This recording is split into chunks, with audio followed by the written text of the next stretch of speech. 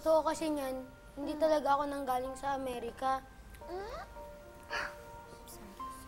Sinabi ko lang sa inyo yun para maging okay ako sa inyo. Para maging friends tayo. At wala rin talaga akong PSP, Miggy.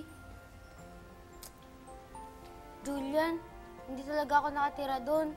Doon ako sa kabilang street ng subdivision. Alam ko yung JM, makita kita. Okay naman yung bahay niyo Simple lang, pero maganda. Alam mo, ito ang tatandaan mo Hindi mahalaga kung mayaman ka o hindi para makahanap ka ng totoo mong kaibigan.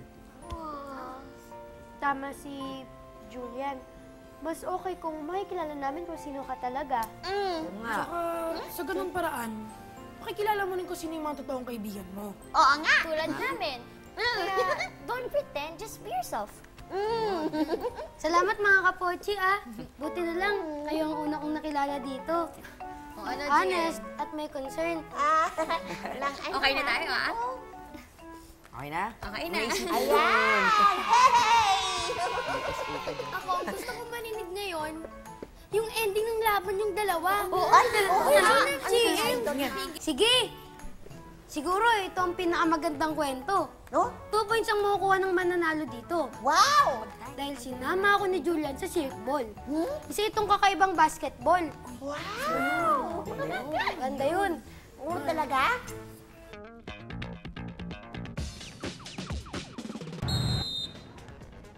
Simple lang naman ang basketball.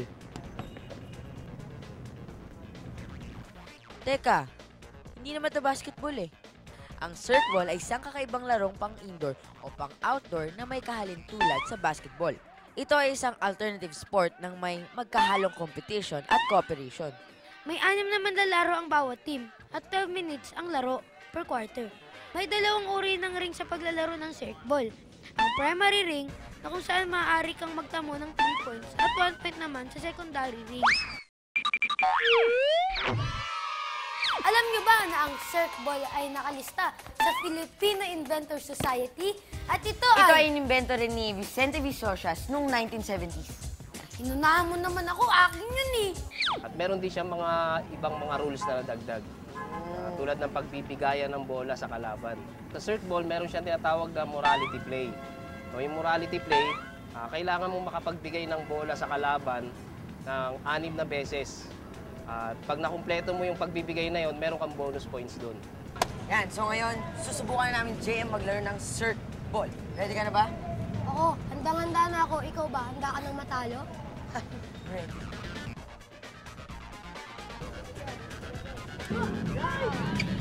Okay, so Kuya Don, napansin ko po kanina habang naglalaro, ano po yung mga symbols sa bawat corner yun? Yung mga symbols na yan, katulad ng scale, nagre-represent yan as honesty. Tapos yung heart, represent siya ng love. Yung dove, nagre-represent siya ng purity. At saka yung kamay, nagre-represent siya ng giving. So yan yung gusto nating ipatuto sa mga bata sa paglalaro nila ng circball. Iba pa rin laruin ng circball sa basketball. Sa larong ito, itinuturo sa mga kabataan ang maging mapagbigay. Kahit na may kalaban ka sa court, binibigyan mo siya ng chance na manalo. Pero syempre, isa pa rin tong game. Kaya mas masaya kung mananalo ako. No!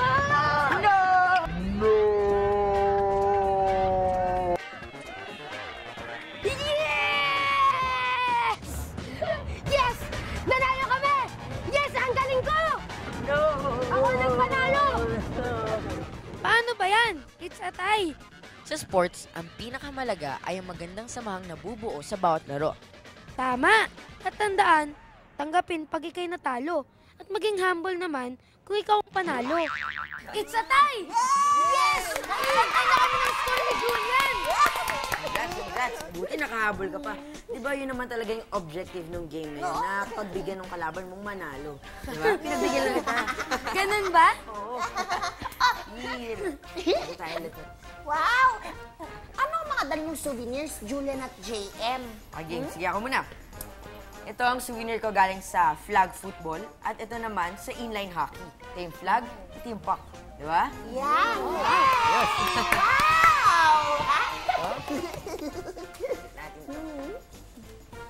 Yan! Ayan! Yay! Ano naman? At ito naman, galing sa circball. Huh? Sana, parati nating matatanda ng values ng larong to. Love, purity, at giving.